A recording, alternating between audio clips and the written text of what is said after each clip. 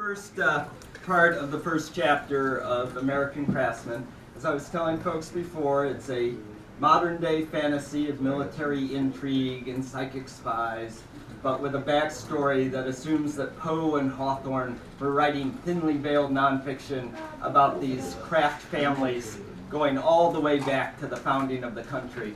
And I'm going to alter some of the words here for some of our younger audience. So the older may notice some frickings and such. Frickings. That I will, and you'll know that they aren't saying frickin', but that's...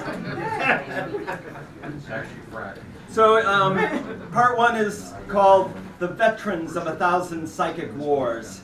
And it starts with, that's from a Blue Oyster Cult song. Yes. So they're curious there. And there are two quotes at the beginning. One is, "And he was bent on making us feel as he did, and of course his magic accomplished his desire." And that's Mark Twain. And "Your magic errand boys just made a bad guess again." And that's Allen Ginsberg. 1. As I hustled out from the hangar into the Persian Gulf twilight, my muscles tightened and power flowed into my hands. Soon, I would do what I did best. Soon, I would kill a sorcerer.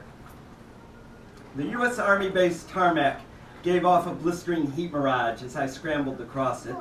A helicopter's blades rotated at ready, their wash blasted hot as I boarded. The door slammed behind me, and the copter, christened Valkyrie, took off. The 5 men of my team saluted, then went back to checking their equipment. They showed no impatience at having waited on the pad for orders. They were used to the bullcrap.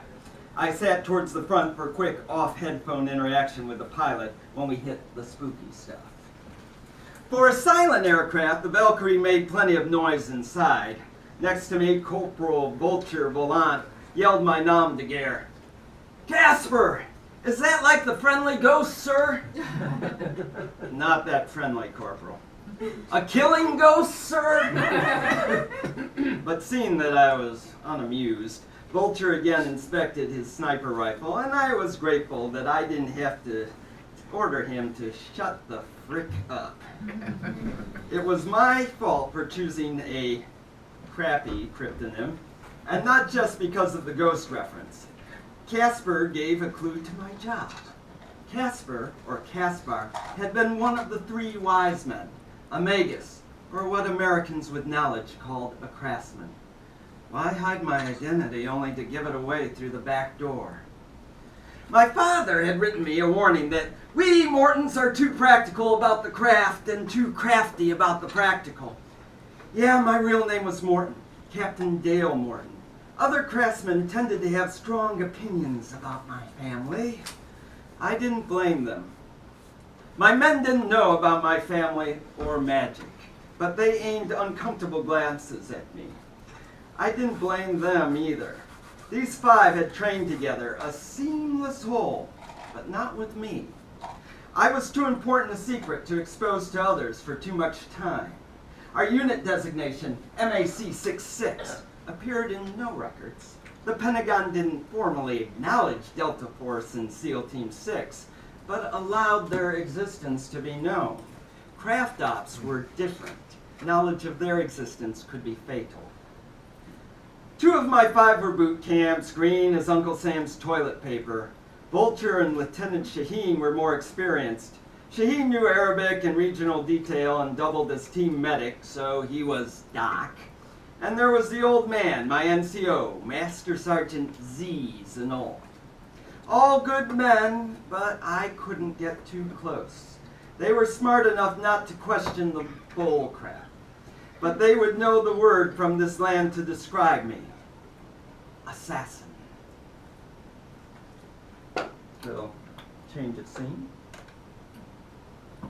Hours before, I had stood in a prefab conference room shoved in a corner of the base. Oh dear.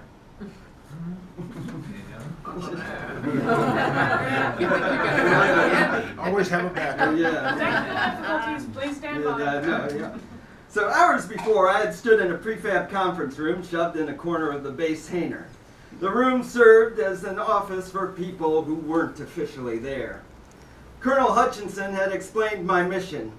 She was my favorite officer, my favorite craftsperson, and my favorite living human being, all packed tight into a tall 40-something mix of Kate Hepburn and triathlete. I don't do accents very well, by the way. You'll see what I mean right now. Atrine is calling it a snatch and grab, but you'll assume your usual prejudice against the target, she said in her easy rural New England way, as if she weren't sentencing some stranger to death. Intel says he's a Farsi speaker, a Persian. Persian, better than any existing nation's name to describe ancient loyalties. Hutchinson pointed to a printout map. He's been Farsiing here, about 50 clicks southwest of the bridge. A long ways from home, ma'am, I said. He's not such a wise man for a Magus, said Hutchinson. We expect to go before sundown. Isn't Sword up next? Codename Sword was the third craftsperson on base, though for security I was kept sequestered from him. I wanted this mission, but I had a gut suspicion of irregular assignments. This mission has been called by Sphinx herself, said Hutchinson, and Sphinx doesn't want Sword. She said something to the effect that if we didn't send you on this mission, we could pack up Western civilization and shove it up our butts.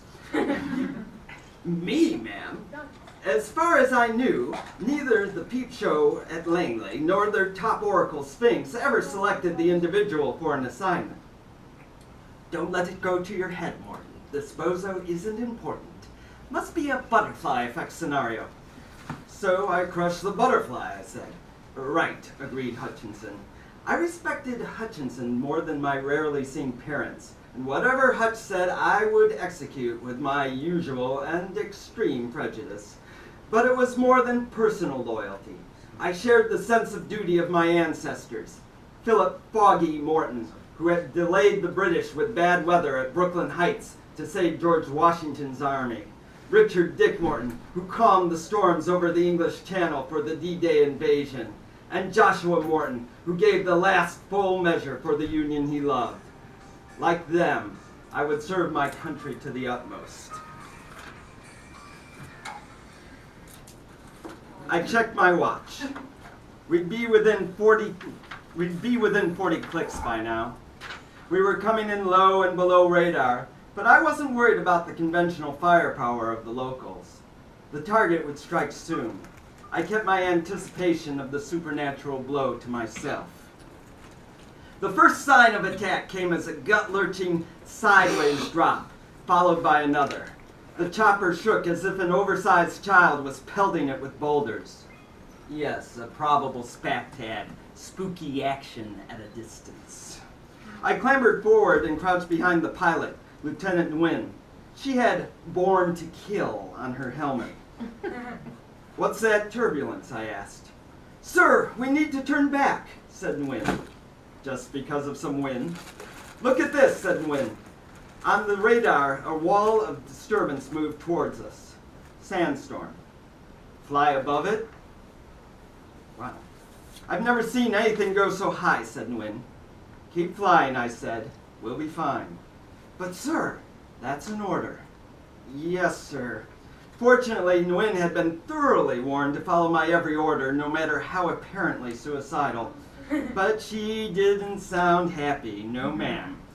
I made a controlled tumble back into my seat and held some laminated maps in front of my face. But my mind followed the storm. I felt the enemy craftwork behind it, craftwork that had been wreaking havoc on air and land traffic in this sector for months. I could try to fight the whole spell, but I wasn't on my own ground, so that would drain me. That was probably what the target wanted. So I'd shield the copter.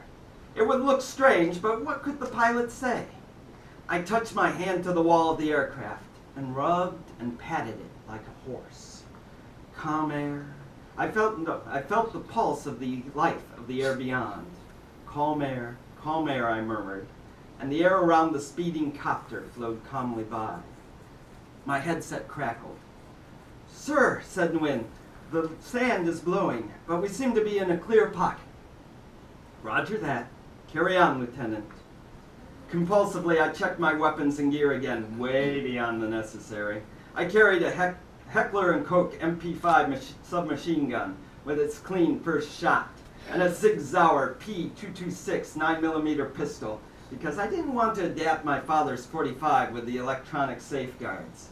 My team's equipment appeared standard for a special ops unit, but it had hidden features for craft-enhanced ops. The surest weapon in a craftsman's hands is his opponent's mind. Each weapon had a stonewall chip that would prevent firing at a team member, including oneself, under any circumstances. I smiled at the chip's name. As my ancestor Joshua Morton had illustrated to General Jackson at the end of an otherwise bad day at Chancellorsville, getting the enemy to shoot their own took very little craft. After the mission, the team would be kept under 24/7 surveillance and quarantine for a month in case any craft time bombs had been dropped into their psyches. I grimaced in sympathy, but their minds wouldn't be great concerns if I eliminated the target quickly. The men had technical explanations for these safeguards. Too much Sci-Fi Channel had accustomed them to all kinds of nonsense, that they might be subject to chemical hallucinogens, microwave mind control, or perfect holographic projections. Like Dad had written, any sufficiently advanced magic is indistinguishable from technology. For a long mission, another man might carry amphetamines or other stimulants. I carried only one pill, black cyanide capsule. And in case I hesitated, there was an exception to the Stonewall chip. One man in the unit would have the order and the means to kill me rather than allow my capture. I bet it was Sergeant Z. I felt the G's in the copter veered as the copter veered right.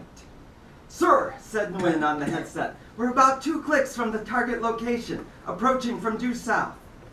I didn't look up from my equipment. "Keep flying north, full speed." "But the target is..." "He'll run," I said. I moved forward again for a face-to-face. "But we're coming in quiet," said Nguyen. "He knows that we're coming." The pilot looked at me, horrified at this hint of a security breach. I viewed the ground through the copter's night vision screen. Sure enough, far ahead on the lone road leading out of the village, a jeep raced towards the north. In night vision, the jeep glowed bright green with heat, but in my vision, the target burned red with craft. Perhaps if the target had tried to flee quietly without throwing sand in our faces, he would have made it, but that wasn't Magi style. "That's our man. Try not to lose him." "Yes, sir." If the target was talented enough, he would shake us with some sorcerer stealth, unless I could guess where he was heading. That's why I was here and not some predator drone. This chase required craft and intuition. Where will he run to? My objectives liked old ground. Any other place I could just pick out the nearest ruin. But here in the Near East, ancient sites with occult potential dotted the landscape. Wait. There on the map, straight down the road, a familiar name. Drones had seen some recent small unit activity in the area, but that wasn't what concerned me. I stepped back to show the map to Doc. "Isn't there an archaeological site here?" "Yes, sir, an Assyrian settlement near the town. Looters have been digging pits during the recent unpleasantness." Pilot, head to MC 9146-4211. "Roger, Wilco. Wait a minute, he's off the scope, sir." "Understood. Circle the point where you last saw him for 10 minutes. Then head to MC 9146-4211 on a curved vector, veering 30 degrees west of True until midpoint." I didn't want the target to see us pursuing in a straight line behind him, and I didn't want to beat the target to the site. I called up maps and photos of the dig on my handheld. Yes, an old tunnel excavation into a nasty temple to Asur Marduk. The target would like that. And something more organized than looting had been going on in the last 2 years, with a maze of tunnels opened up to the surface, then covered from view with a series of tarpaulins. I turned to Sergeant Z and pointed at my map. "Let's run through the mission. We'll insert a few kilometers downwind of the town, here. It was a small town with a long Arabic name, and before that a Greek name, and before that something in Assyrian, and something else before all that. Every place they sent me was like that. Small towns with large history lessons. "Don't make me pronounce it right, sir," said Z. "I just forget them all afterwards." "Doesn't matter," I said. "Our objective won't go to the modern town. The drones have spotted activity just to the west in the excavated mound." "What kind of activity, sir?" "Hostile activity." Z didn't need to know about the other aberrant sandstorms and equipment failures. Like me and many of my ancestors, my target was a weatherman. "Vulture will clear the entrance to the dig. Then you'll all cover the town and any approaching bad guys. Any conventional bad guys." "You're going into the tell alone, sir?" "That's correct." Odd that Z knew the word tell. "An ancient city." He narrowed his eyes at me. "I've seen some strange missions, sir. A crypt in the bottom of a mine in Bosnia. A temple older than the Mayans in Central America. I don't like that kind of strangeness, but it doesn't frighten me." "I hear you, Sergeant." The man was saying that he understood something about craft ops, that I could rely on him not to panic in the face of magic and to keep his mouth shut afterwards, that I could talk to him, that I didn't have to go into those ruins alone. But craft was something different from most military secrets. Besides, I preferred to hit the target myself. A mundane soldier was just somebody I'd have to protect. "We'll talk afterwards," I continued, "so we understand each other. No one else is to enter the ruins under any circumstances. You understand my orders, Sergeant?" "Yes, sir." Having completed my checklist, I prepared my most important weapon, my craft.